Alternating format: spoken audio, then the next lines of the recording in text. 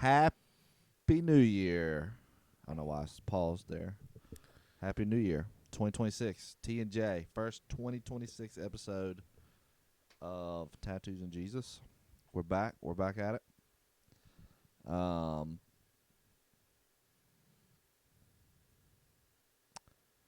do have a confession to make. Not a confession. I do have a statement.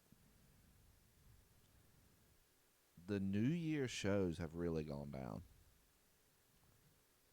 since I can remember watching them. Like, we watched this year's, like, full part 1, part 2, part 3 of, I guess it was Ryan Seacrest because he took over Dick Clark's show. Respectfully, it was trash. Trash. What's going on? I wanted to see how long you would just talk. Happy New Year! Oh, God. Did you watch it? You spoke for 1 minute exactly. Just Now so you know how I feel. Well, here's the thing. I'm like, knowing how like oblivious you can be to things, I was like, it might be 5 minutes in. Wouldn't know. Well, I you're would know. still just going. If I asked you a question, then I would. So I have felt like the New Year's shows have kind of been going downhill. I honestly didn't watch one this year. I may have clicked on it for like 2 seconds, saw a couple clips, but like this year I was tired. And so Charlie wanted to stay up for the New Year, but he didn't want to watch any New Year's shows. He just wanted to watch like his shows Until but he midnight. wanted to stay up till New Year. And so I think I went to bed at 12:01. But no, I didn't. I normally I will. I'll click on one of the shows. Yeah. But basically, depending on which musical artists are performing, maybe if I prefer one over the other. However, yeah, I'm not surprised. Like I'm not. And here's the thing that I get it. It's in the spirit of New Year in the cultural sense, but I feel like there's way. This is gonna sound like I'm about to. This is not a dad joke. This is like I'm gonna sound like a concerned parent right now. There's way too much drinking by the hosts. Like there's this ongoing joke about like Anderson Cooper's plastered. Yeah. And then I was watching this little bit on I don't know which show it was with Hardy and in Burt Nashville. Chrysler, and they were like, "Are you drunk right now?" I was like, "I'm drunk. We're drunk." And like I get it, New Year's is a big party time, but it's also like one of the times with like highest like deaths by DUI. Yeah. You should have watched Ryan Seacrest, man. And so I'm like, I don't know that we need to like. I get it. That's people drink in excess a lot on that night. But I don't know that we need to lean into that hard. Just because there's also a lot of like bad things that happen on New Year's Eve or New Year's. Anyway, that's my only. That's your take. Your hot take. That's my only hot take. Yeah, I don't think they did on Ryan Seacrest. I think they had like a glass. Have you ever heard his schedule? It's insane. Crazy. I don't know that I could. I don't know. I mean, maybe. No. Can't do it. He don't even really eat. Have you seen him? Yeah, true. Here's the thing. With time, he just becomes more and more like Barbie looking. Yeah. Like you can tell the man's getting some work done. Yeah. Because he's like 65. No. There ain't no way. Look it up. Ryan Seacrest is not 65. How old do you think he is? 50s? I think he's at least 60. That's my over under 60. I'm going over. I'm going under. I'm going under by at least 5 years. I just remember looking it up and saying he is older than I thought he was. 51. You aged him by 14 years. A decade. Good gosh. 65 is wild. To be clear, Wild. Ryan, if you're listening right now, I don't actually think you look 65. I just remember being shocked because he was like a decade older than I thought he was. 51. Okay, he's 51. That's unbelievable. You know what? As I've gotten older, you know what? He's pretty young. He's a young dude. Yeah. You know who does not look his age? Mario Lopez. How old is he? 65. He's no, but he's like ripped, and I mean he's got good genes. He's probably had The work fact done. that you think Ryan Seacrest is older than Mario Lopez is also wild, because Mario Lopez was literally on Saved by the Bell right. growing No, up. he's older. I think Mario Lopez is like 57. I don't know. Are you looking? You're You Google terrible. Mario Lopez. Hit images, dude. I'm okay. He's a stud. I'm okay. Thanks. Great hair. He's got great hair. Yeah. 52 is the same age. Son of a gun. Golly. He's a good 52 though. Ryan Seacrest looks younger than he does. No, he doesn't. Yeah. No shot. Yeah. Might be surgery, but what have we turned into? What is 2026? We've started off. Yeah.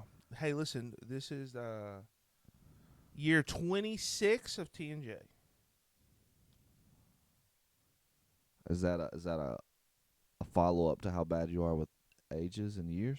No, I was thinking about this earlier. Oh, this is okay. For someone who is such an early riser, you text me at like 6:15 some days, just like, "Hey, it's lunchtime. I'm just chilling." Like everyone's up and awake at this point. For someone who gets up so early, you can't get here on time to save your life. 6:15. What are you talking about? Lunchtime. I'm just saying, like, you text me at very early time. Like, I know you are up and just chilling. Yeah. Like, you're just up and, like, life is happening. You're already 12 thoughts into the day. And you're like, here, hey, Marty, what's up? Like, what you doing today? And I'm like, oh, crawling out of bed at the moment. That's not too early. I'm not usually an early riser. No, I get up before you text me. I'm Yeah. not. I'm just you get up early. You're an early bird. I'm not an early bird. What time do you get up? 7. That's not true. That is true. Don't you get up with Sarah? No. You can ask her.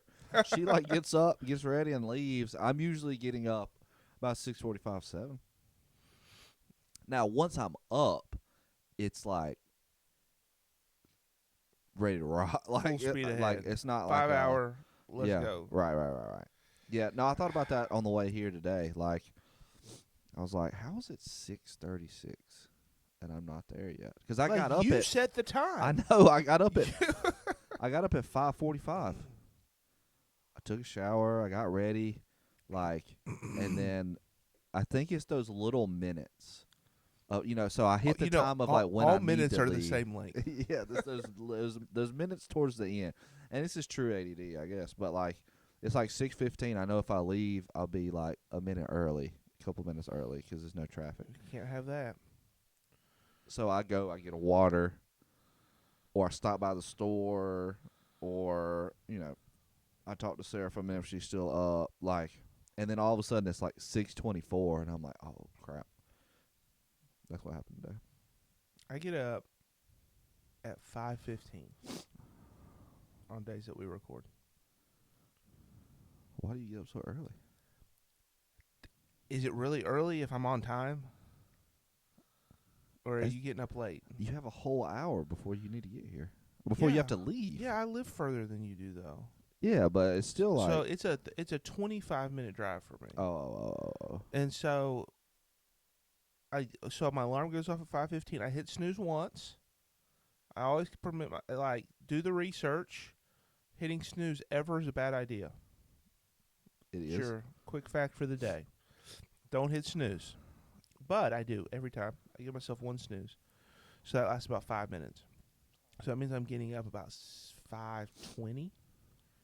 And then I'm a slow get readier. I gotta go. Like I've been like this my whole life. Like, this is a good question. Like, how do you get ready? Because my mom used to get so frustrated. My sister would get so frustrated with me when I was in high school because I was slow get out of bed. But I'm like, it's like a tortoise in the hare situation. Like, I I never stop moving, but I'm always slow. So I'll get up and then I'll go to the bathroom, and then I'm gonna start the shower and brush my teeth, and I'm gonna take a shower, and it's longer than it should be, and then I'm gonna get out. Now, it's like it never stops, but it's like if I had urgency, I could do everything faster. I could probably cut my get ready time in half. But it's just like this slow and steady, like meandering pace.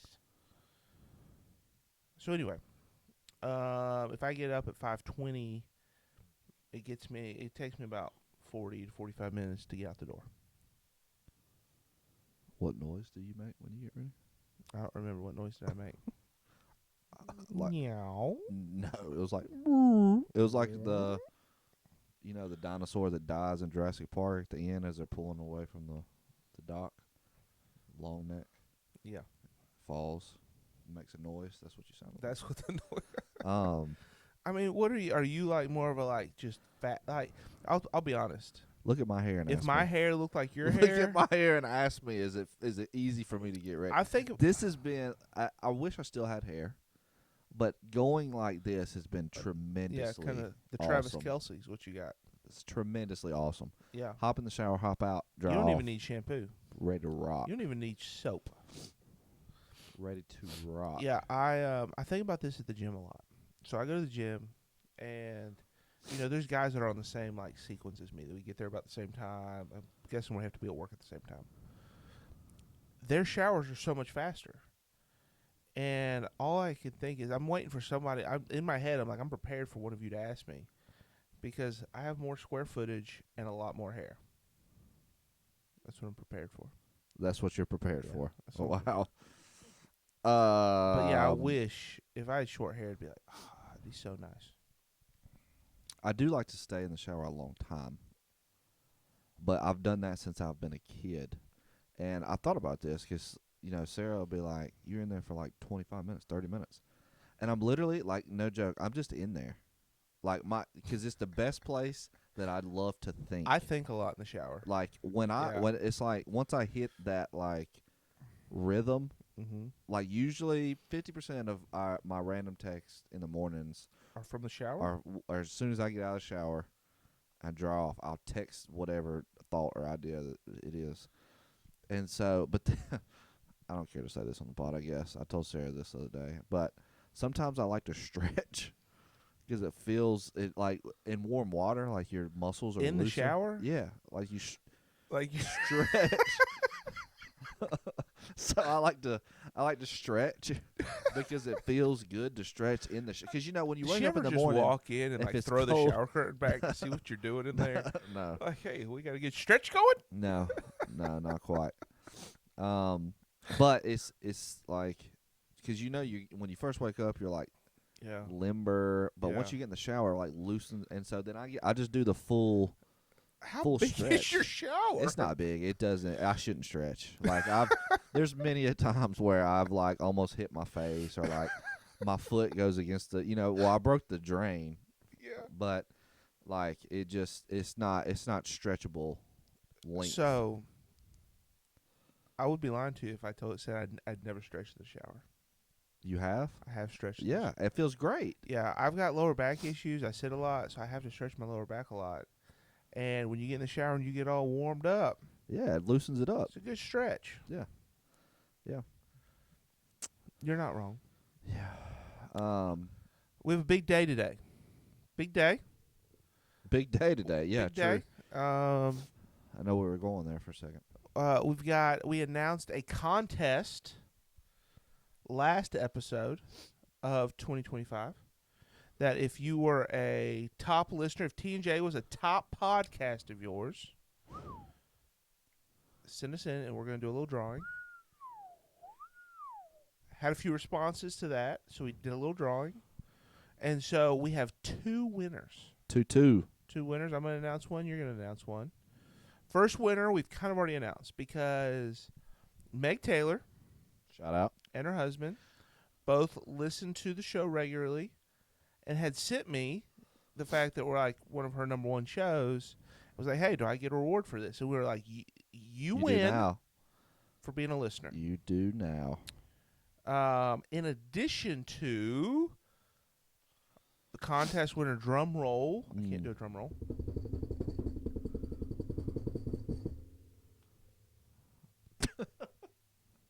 Your elbow okay? You need to stretch in the shower.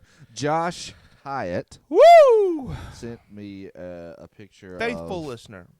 the top podcast. So Josh and Meg will be getting a prize. Are we Party telling them what pack. the prize? Party Or pack. we're just going to let them? No, we're just going to give it to him. We're just going to give it to them. So be expecting a prize Yes. soon. Also, I will say this. For the first time in T&J history, oh, it may have some merch. is it the first time? Maybe. We've I never guess the given coffee away. doesn't count. Yeah. Did we give away coffee? Oh, yeah, we gave away coffee. We gave away coffee, but it wasn't Episode merch. 50. Merch. It wasn't T&J. Yeah, it wasn't like. Still signed in Bill's office. Saw it yesterday. Shout out to Casanova Christian Radio. So anyway, so we will get that put together and then get that sent to you. Congratulations. But I wanted to say this. Like, I really, really appreciate our listeners who do, like, message us and reach out. And so I know you mentioned Josh a lot because I know that you know him personally. He texts you a lot about the show. Yeah. And so, like, I really appreciate that. I know my friend Ryan here locally, he talks to me a lot. He'll text me a lot about the show. Comment. We've got our friends Daniel and Katie living up in wherever the heck they live, Kentucky. I think it's Kentucky now. I'm having a brain fart. Is it Kentucky? Yeah. It's near Kentucky. Yeah. Yeah. So, really appreciate getting to know them and then reaching out. Our buddy Micah, who used to live south of us, now he lives west of us, out in Colorado. Shout out. One of my favorite states to be in. And so anyway, we've got some. It's kind of fun. It's cool to have people. Yeah, reach out. That reach out and chat and give us feedback and stuff. Yeah. Are you okay?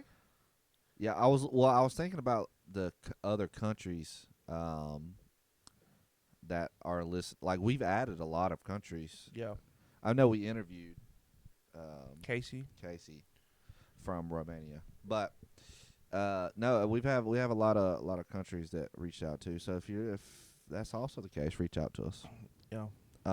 We love to just bring you on and talk to you. Maybe we'll bring. Josh has been wanting to come on the podcast forever, but I was going to try to get him on in between. We only want good guests. In between jobs. So we appreciate you being a good listener, but that doesn't make you a good guest. Yeah. I'm just kidding. Josh, you can come on. Worst guest we've ever had. No, I'm just kidding. Talk about it. The worst guest we've ever had was each other, our first episode. Yeah, that's true. Ooh. So I also want to give an RIP. RIP? To the former president of Venezuela or Nicaragua or wow. what? Also, number one selling jumpsuit on Nike right now. I found that out. Shout out Josh Hyatt. What? Comment by Josh Hyatt. The Nike jumpsuit he had on when he got arrested. Oh, yeah. It's the number one. It's sold out on Nike's website. Which country was that? Venezuela. Is Venezuela? Yeah. That's funny. No, RIP. I want to know how Meg feels about this as well. They closed the Little River drive-thru. Oh, yeah.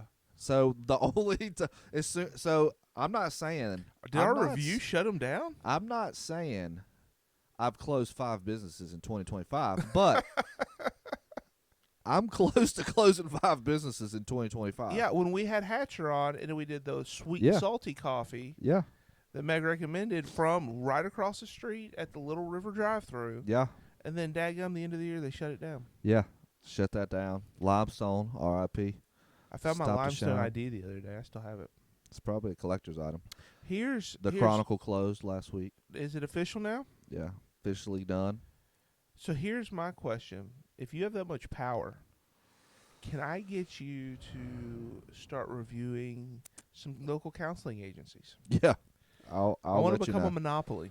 Yeah. This shirt that I got on right now will soon be a collector's item. We'll go ahead and... No, I actually got a presentation today. Do you? In Gaffney, yeah. So once that's over, I'm sure that every business in that room will shut down. Well, what you got on your mind today, sir? So I was thinking about this. It's a perfect week for it.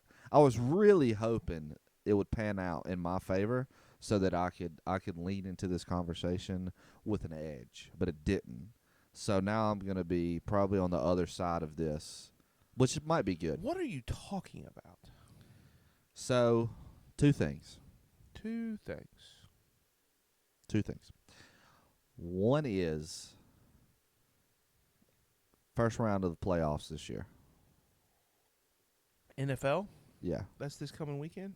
first round of the playoffs. Yeah. Chargers play Saturday night. Mm-hmm. That's what it comes down to. 18 weeks of me sitting in front of a TV watching the Chargers play comes down to Saturday night. Mm-hmm. Second thing, Who are they playing? Patriots. That's a tough one. Where I think we Patriots can are looking great. I think we can get the dub. Anyway, I'll say this for you. I really hope so. I haven't seen us For win. you and your liver mush sandwiches. I really hope. I haven't seen us win a playoff game since 2018. Who's the quarterback then? Philip Rivers. Shout out. So, since Okay. 2018, we have not won a playoff game. So, this all varies on the conversation we've had yesterday of riding the wave of disappointment and pleasure through certain themes. Second theme, one is sports. Okay. Second theme is I'm a Stranger Things fan. Anybody who's listened to the podcast who's a Stranger Things fan know exactly what I'm about to talk about.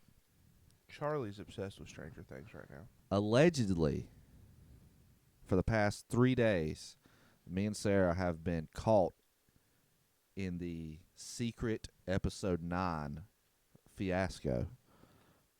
And I was bought in the entire week, and I thought a secret episode was going to drop last night at 8:00. It was great. I don't have time to go into it probably, I but don't know that I want you to. there's supposed to be a secret episode based off of how the show is formatted. Mm-hmm. Long story short, the villain can place people into dreams, and so sometimes they don't know what's reality and what's not. So there was a lot of clues. There's a lot of evidence, a lot of clues that the last episode was a dream and not the real ending. And so people thought there was going to be a secret episode drop, which honestly is a fantastic idea for a show. Mm-hmm. Would literally blow the internet up if they dropped a secret episode, one of the biggest shows in history of Netflix. Didn't happen. All the signs pointed toward it, but it didn't happen. Who started this? So it became like a theory online, but the theory started to grow, and then all this evidence came out about the last episode, how they did certain things. Yeah.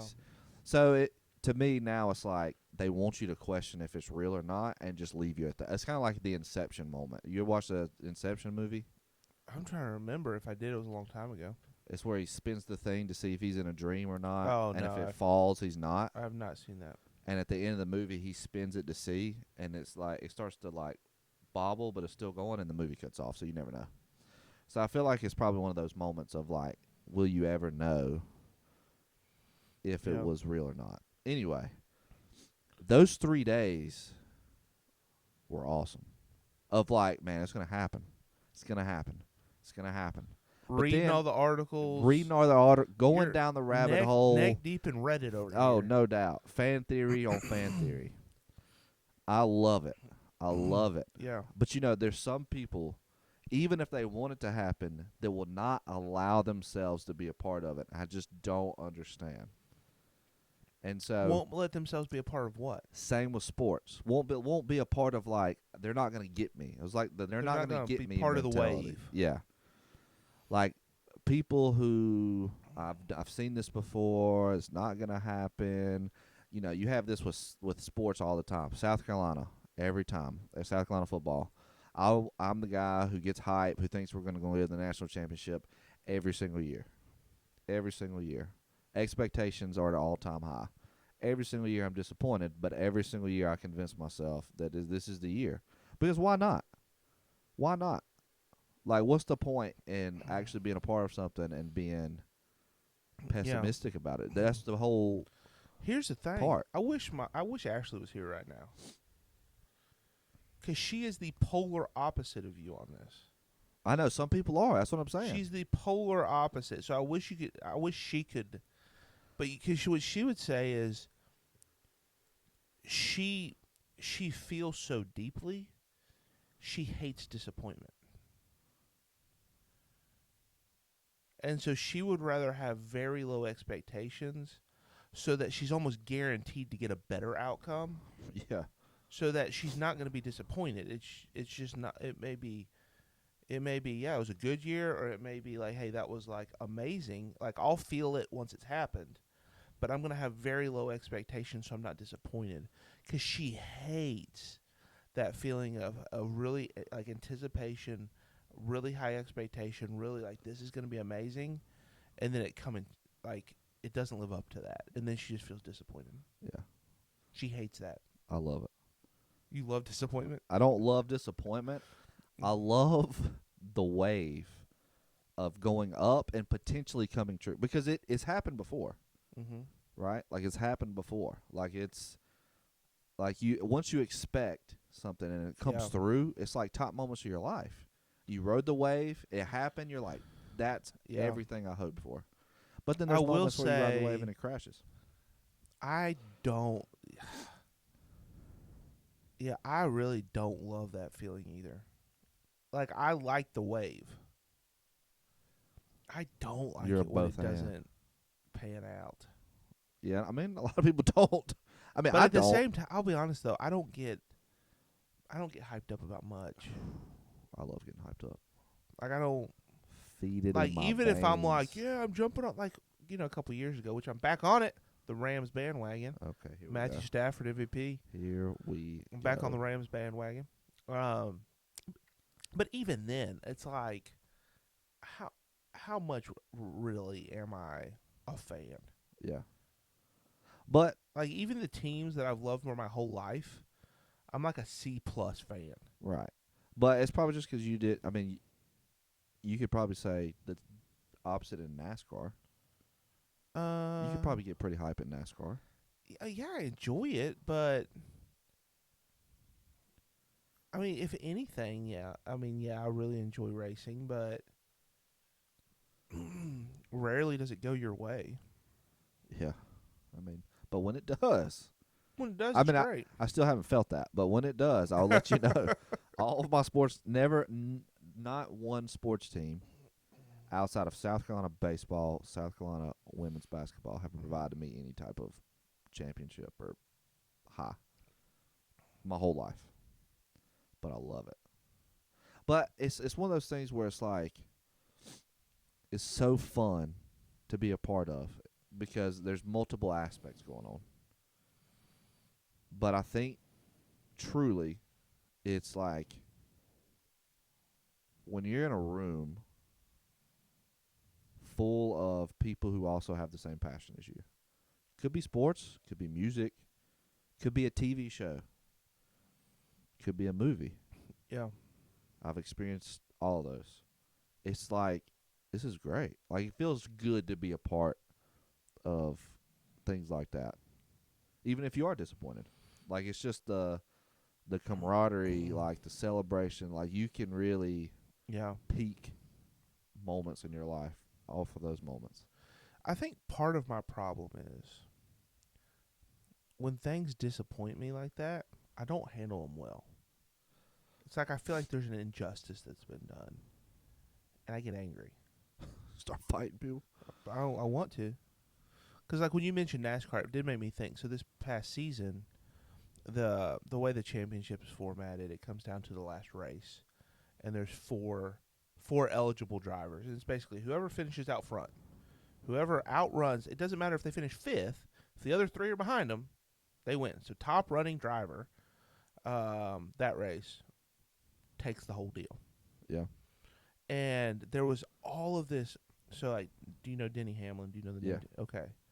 So there was all of this chatter around Denny because he is like, he's probably the best. And I'm not even a Denny Hamlin fan.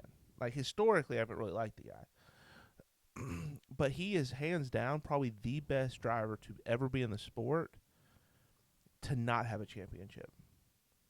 He's won like So he's like 60. he's like the Phillip Rivers of NASCAR. That's sure. And he's like 43. So he's like about Phillip Rivers' age. You sure? So he's like 42, 43. Might yes, be 51 for sure. Okay. And so it's like he's at the end of his career. He might have a year or two left, but your skills start to drop. So like the chances of you being back in that position, being crisp, so that's like the stars aligning. Yeah. It felt like his year, and his dad has been really sick, and he talks about how much his dad and his family invested in his career, and how he wanted his dad to be able to see that. And like, there's a couple times recently, in the past year, where he's kind of broke down crying, showed a softer side of it. He's usually kind of a butthole, right? He's kind of a heel in the sport, which gets him a lot of attention. Don't get me wrong, but he's had a more human side to him, a little like emotional, talking about he's like, I know my dad's not going to be here this time next year. Yeah. It's kind of the feeling, and so it's like there's I think all these people wanted to see him win it. And with like 5 laps to go, it fell apart. Pit call was made. He lost. And to make matters worse, 2 weeks ago, his freaking parents' house caught on fire and his dad died. Did you know that? Oh, yeah, I did see that. Yeah, that was him. And so not only was his dad, and maybe one of the contributing factors was the fact that his dad was like so sick that he couldn't withstand like the smoke inhalation or something. I don't know. Yeah. But like it's just so sad. Like it's just so sad because you could see how much he wanted it. And so the truth is that's what got me. Not his career, not that he wanted it, but when I saw that that heart of like, I want my dad to see this. Like, you could see how much it meant to him. And like the emotion of that moment, I was like, win it, win it, win it. And he didn't. And I just remember feeling so like, ugh. Yeah. Like, this sucks. Because how cool would it have been? Like, you know what I'm saying? Like, how cool would it have been if he wins it after deserving it for so long, being so close for so long, finally gets it, and then not knowing his dad's actually going to pass away, a month later. But if his dad would have, it would have been like, it feels like that's the moment you want to go out on, kind of thing. Yeah. And it didn't happen. And it's just kind of like, oh, man, it just feels like you were robbed. It feels like he was robbed. And, but that's life. Yeah. Like, sometimes, like, life is not fair. But what is fair? I don't know. I mean, my perspective of the situation is like, you were robbed. But, I mean, that's... Yeah, because there's another story that could probably be like, maybe not. Maybe not.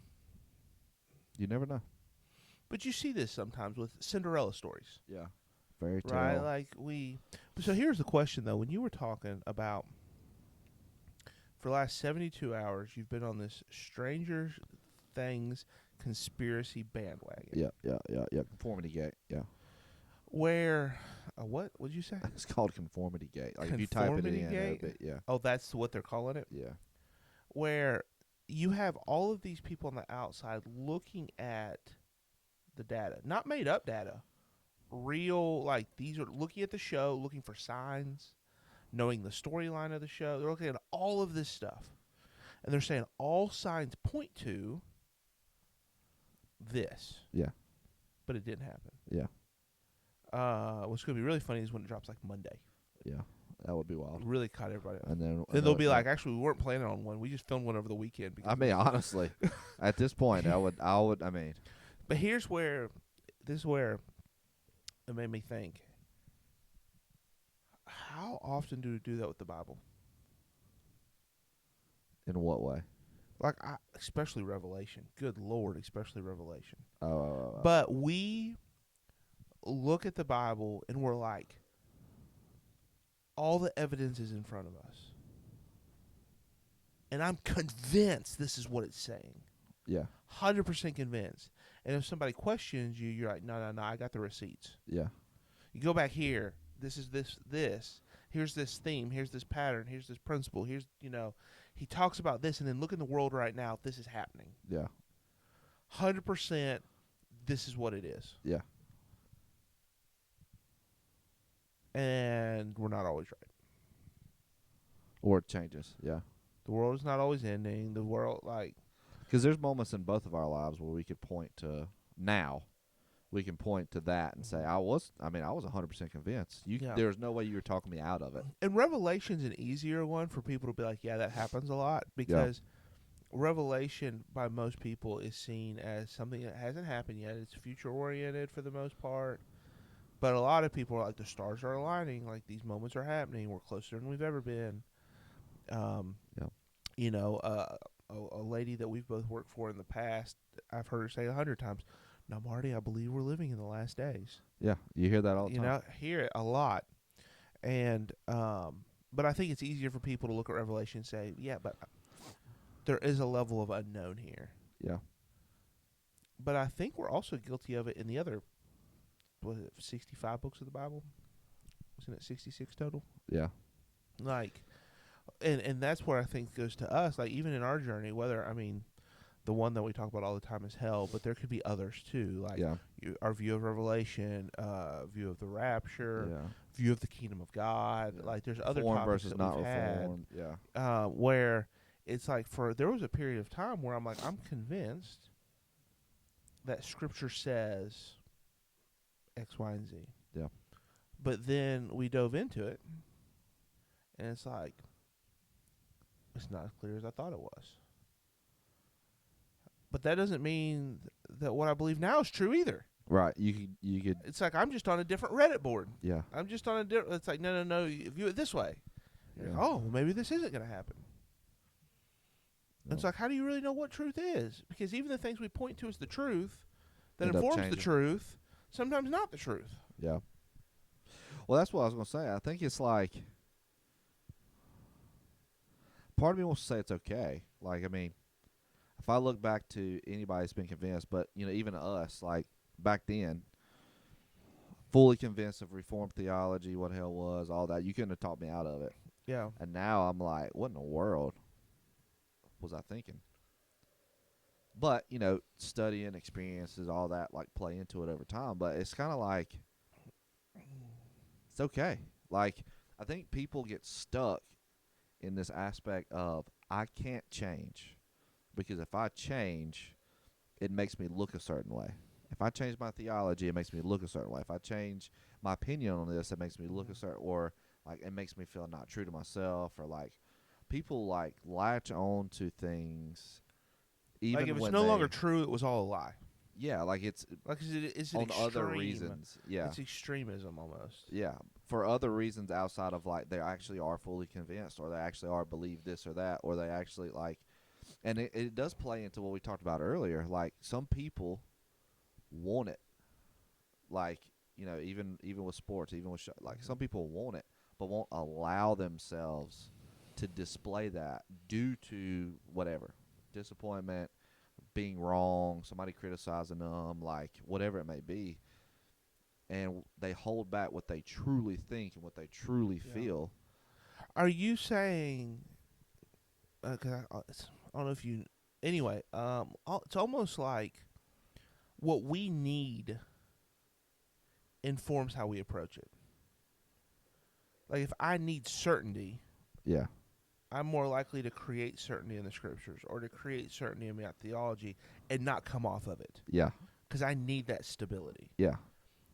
But if I need that wave, if I need that wave... then maybe I'm more likely to be like, oh, here's the signs, or here's the, whatever, because I need that boost in my life, or I need an enemy to fight, or I need I don't know. Yeah. You need some, like I've had people that I've talked with before tell me I'm too far in to change. Like, you embrace change too much? No. You're what? That's what they tell me. That what? They're too far in to change. Well, it's usually theological questions. Gotcha. I'm too far in. of this theology, of what I've preached, of what I've taught, of what I've thought, to change, because then it changes too much for me. Yeah. And I think that's like literally the worst excuse you could possibly give, because you're allowing yourself or denying yourself the ability to experience what maybe is going to be more life-changing. There's a quote I heard last year. I think speaks to this. And this was actually in the NASCAR world. They were talking about they felt like something was going in the wrong direction, and then they needed to basically back up and punt. Try something. I can't remember word for word what it was, but it was something along the lines of, if you're heading in the wrong direction and you realize that you're heading in the wrong direction, the best time to turn around is now, because every day after now you're just further in the wrong direction. Yeah. And I was like, that makes a lot of sense, but when it's in our life, we don't feel that way. Yeah. Right? Like, the easiest time to lose 5 pounds is when you're 5 pounds over the weight. Yeah. The hardest time to lose 5 pounds is when you need to lose another 100 with it. Yeah. Right? Like, the further you get down the wrong path, the more cumbersome it is to go back. And it's not like going the wrong way. It's like, well, I'll still end up there. You actually end up further. Yeah. Oftentimes away. Yeah. From where you need to be. Yeah. Which, even as you say that, like, that's true in counseling as well. Like, I've had a few conversations recently, not necessarily personally, but with other counselors. But the person didn't want to change, but acknowledged that what they were doing or what they were thinking or what they were feeling was wrong and uncomfortable, and they didn't want it. But they also, without directly saying it, they don't want to change. Like, and they are heading in the wrong direction. But and they know would, that. Yeah. But they would rather make excuses, self-sabotage, do whatever, than to actually put in the effort to change what's going on. And I think it speaks a lot. We've talked about this before. I think people love comfortability, even if it's wrong, hurtful, or negative, more than the fear of the unknown if something to change. Like, they know the pain they can experience within the comfortable and normal rhythm of life that they're doing. Yeah. Well, as you say that, I think there's there's two sides to the camp. And there's some people that they change just for change's sake. Yeah. And they don't always go in a better direction. Yeah. And then there's people that don't change because of comfort's sake. Yeah. And they unnecessarily allow their lives to be problematic. Yeah. And the other one is also problematic, because if you change too much, then there's no stability. Yeah. Yeah. And my guess is you could almost create religious and political assumptions based on those two sides. Right? There's some, I ain't doing it, or I ain't changing. Yeah. And other people are like, nope, we got to constantly progress, always making changes. Yeah. And, go to the extreme either direction, and you're going to shoot yourself in the foot. Yeah. So what are you? What am I what? Like, are you more of a change guy or I'm more of a change guy. I'm more of a change guy, and I've started to realize, like,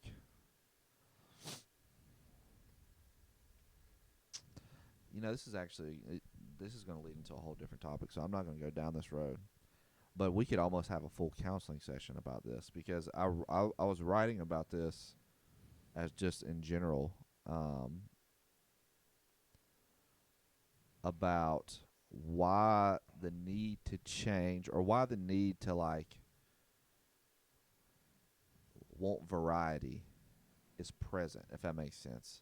Like, it's not necessarily in relationships, but, like, even as far as, like, I need variety at work. Yeah. Like, or something. Monotony other kills elements. you. Yeah. But like I said, not in relationships. I've had the same relationships my whole life. But, like, even when I drive, it goes down to, even, like, you can ask Sarah, a straight shot drives me crazy. I would almost rather add 40 minutes. I don't, but I'd almost rather add 45 minutes going a back road route because it seems more exciting to me, even though it takes longer to get there. I mean that's easier to resist because I'm So like I just don't. the idea of shooting straight down the highway and being there. It's like if I look down at the map, like when we go to the beach, when I look down at the map, and it's like 90 miles straight on this road, highway, 26, 40, whatever. I'm like, my gosh, this is terrible. But if I'm on a road that's like in 5 miles, you take a right, and then she'll take this, she'll take like new experiences excite me because Yeah. like it's like, oh, what is this? And I mean, you know this about me as well. Everybody always jokes everything's the best in front of me. Music, food, Yeah. experience, like it's all like this is the best. This is the best, which is somewhat true. Like in the moment, it is the best because it's in the moment. But it also like people don't trust my opinion on anything.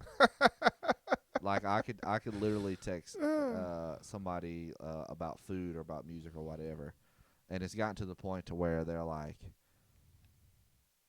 whatever, Josh. Like you're just overhyped. You overhype everything. Everything's the best to you, and it's not necessarily the best. It's just like in the moment, like this is great, and I don't do it a lot, like all the time. But like when I feel like this is great in the moment, then I send it. But I think it's a part of that wave.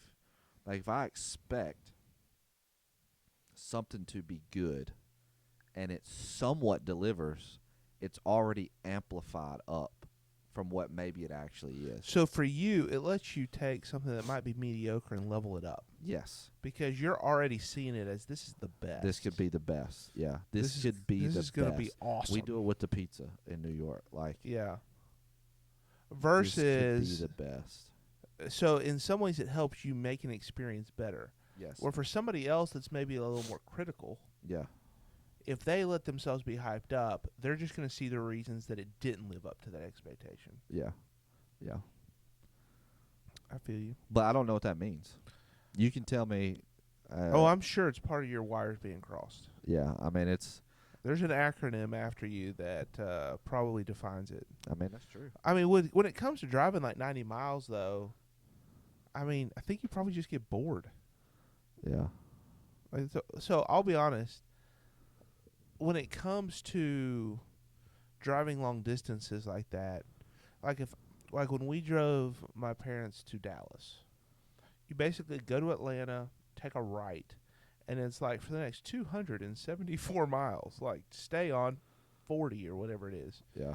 And or 85 or whatever highway shoots across the south. And I just remember being like, I was like, I feel like it's never going to end. Yeah. Because I could drive 100 miles and still be forever away Yeah. from the destination. Yeah. And so I don't love that, but I don't really think about it. Like Yeah. it doesn't Yeah. bother me. And so you like to keep things variable. Yeah. Change. Yeah. Which, in all honesty, I can openly talk about this. I think probably. I don't know what you're about to say. We're talking about driving. No, I know, but it even reminded me of like work. Like I've thought about this before, where what led me, to change. Like, did I make the right decision? Did I not make the right decision when it comes to just different work choices? Which is also like a running joke. Like, oh yeah, give Josh 2 years, he changes jobs. Give Josh 2 years, he changes jobs. Which in the process, like you're trying to like move up or build up. Anyway, I look back and I say, all right, did I go to Regenesis? Did I go to Limestone?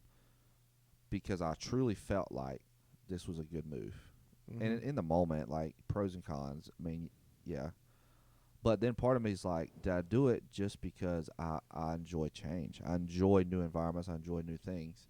Because if I look back on it and I say, all right, say I stayed at Envision with Marty, I'd probably be here. Like if we stayed, I'd probably be over here. That's true. I'd probably be, not having to worry about building my own practice. Probably have to not be worried about university closing on me in 24 hours. But at the same time, it's like part of life. Like some people see that as oh, well, maybe you should have prayed about it more. Maybe you should have done this more. But then I look at it and I'm just like, I mean, it is what it is. Like, Yeah. I made the decision the moment I felt like it was best. But, I mean, part of me does feel like, how much does that, my personality or the way I think or the way I operate, influence that?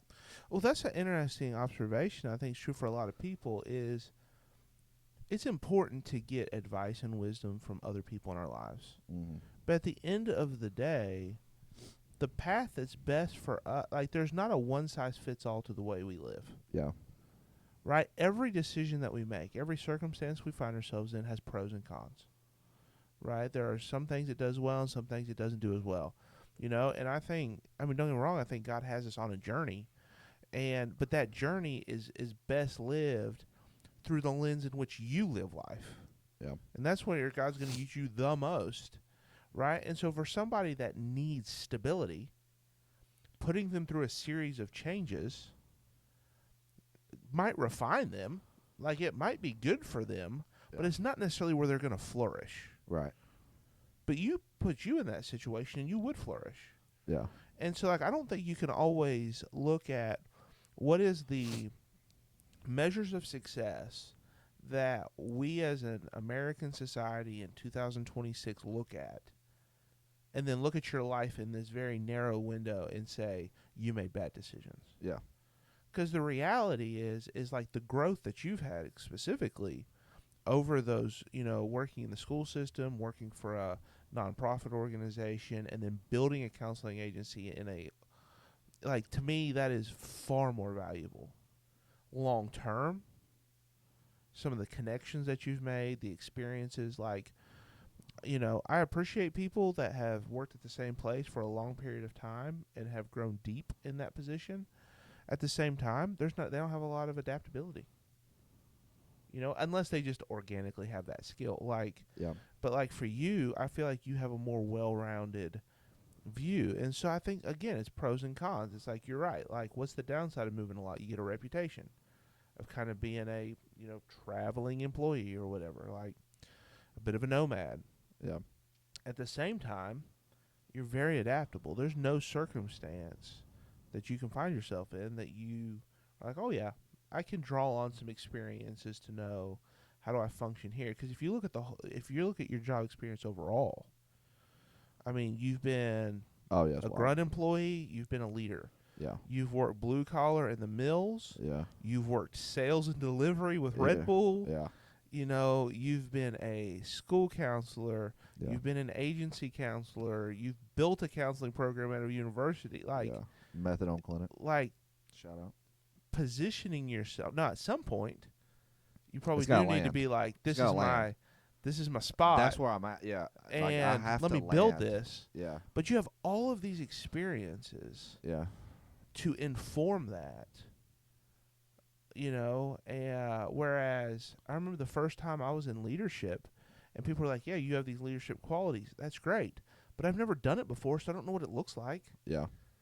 You know, and like, you can lead people really well into over a cliff. Yeah. Right? Doesn't mean you always know. And so having those experiences, I feel like, helps you better know, like, oh, I can draw from this experience and then use it. Whereas if you would have never left, if you would have stayed, then you wouldn't necessarily have that. Yeah. And so, but that's the challenge. And like, the takeaway for me is change is not bad. Change cultivates. It's good. It adds excitement. It makes you better. In some ways, it reminds me of, it talks about how when people retire, if they just go and sit down and never get up again, they're just going to die. Yeah. You have to be using your mind. Right? Like, you know, and it's funny, we make fun of old people because they do crosswords and word searches all the time. But it's it's like freaking Alzheimer's resilience training. Yeah. Because, and I feel like that's what changes, and allowing changes to be present in life, that's what it does, is it forces us to continue to grow. But if all you ever do is change, right, it's hard to move forward. Right. And so sometimes you do have to be like, okay, I'm going to have to find my change in a different way. Yeah. Because it's time to plant and grow. Yeah. Right? But then on the other extreme, for people that just value that stability so much, my question would be, are you selling yourself short? Yeah. Because you're scared you're not going to be good enough, or you're scared you're going to fail, Yeah. or you're scared. Well, because here's the reality: is like the greatest people in the world fail every day. Yeah. Because they're every day like that. Like if you ever go to the gym, the point is to fail at every single exercise you do. Yeah. Because that means you pushed yourself to your limits and then crossed over a little bit, and that's where growth occurs. Growth is the line between what I can do and what I can't do. The moment you cross over into what I can't do, we call it a failure, and a lot of times we use that to justify not trying anymore. Well, if all you ever do is what you're strong enough to do, you will never be able to do what you're to grow that strength. Yeah. Does that make sense? You're playing it too safe. Yeah. And so part of it is like, let's not be scared to fail. Let's not be scared to challenge ourselves. It might be scary, Yeah. but let's not let it be debilitating. Yeah. You know, and so that's the other extreme where people sometimes like, hey, shoot the shot, take the chance. Like, you only go around the sun a certain number of times. Like, life is finite. It's over. Like, give yourself the chance to do more if that's an itch in you, if that's a desire, if that's a skill. Yeah. I think that's important. There's a lot of thoughts that's going on, but I think it's important for like business owners or managers, supervisors, or whatever to understand that in people. Like, because if you put the right people in the right place, it benefits you. I think that's what makes, and that goes down a business rabbit hole. But like, you know, and we've talked about this. Like, you put the right person in the right place, all of a sudden they're happy, they're thriving, you're happy, you're thriving, business is booming. You put them in the wrong place, everybody's frustrated, they end up leaving, and then you're back to square one. Yeah. And if there's one thing that I've learned over the past year is that leadership matters a lot. Leadership matters a ton as far as the decisions being made. But, you know, like I said, that's a rabbit hole conversation.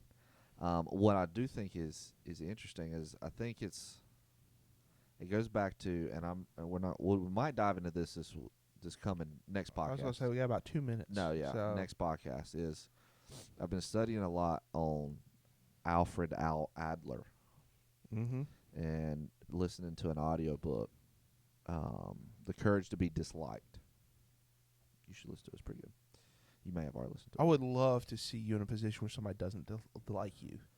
It's really good, though. Like, but it challenges me. It challenges me because I am so adaptable. Yeah, I've never met somebody that didn't like you. Do you know anybody that doesn't like you? I know what you're thinking right now. Remember, there's a camera on you, so don't do anything weird. Yeah. So, but it's like the hook is, and I think most people would enjoy this, is there's a difference between, you know, being secure in yourself and being, and this might be very vulnerable, but being secure in yourself and who you are, and being really good at meeting expectations of others. Yes. And what the book talks about is how to unhook yourself from always operating on the expectations of others. And it talks about the courage to be disliked and what that means, but it's like it's going through like the Adler psychology, and yeah, I've used it in a session recently. It's been phenomenal. But all that to say, I have no idea what this podcast has been about. I don't either. I literally was just thinking like, this is probably the brain. I just know you've been hugging that pillow like he's a little friend of yours. Man, this is if you're watching the YouTube version, you can see Josh, but he is assuming it's still recording. Let me see. Oh yeah, we're Gucci. Anyway, Josh has got a little friend pillow. Feels good. Yeah, I don't know what today has. Welcome to 2026. 2026, the year of, I don't know. Maybe it's okay to say. I don't know what 2026 holds. It's all over the place. Yeah. It's good to have goals, but at the end of the day, you don't know. We'll see what it holds. We'll see what it does. Josh, Meg, something's going to be coming your way soon. We'll be in contact. Luckily, the winners are people that we both know, so we can just text them and get them their stuff. So, all right. Well, that's a wrap on today's meandering episode. Until next time, y'all behave yourselves. Holla.